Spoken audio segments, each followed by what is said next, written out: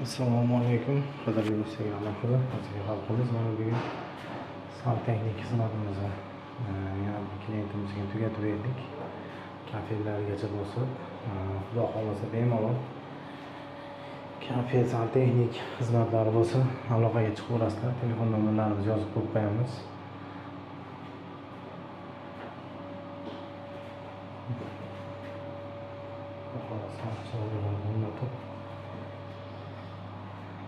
To'plikon shundan yo'lni qilib berdik.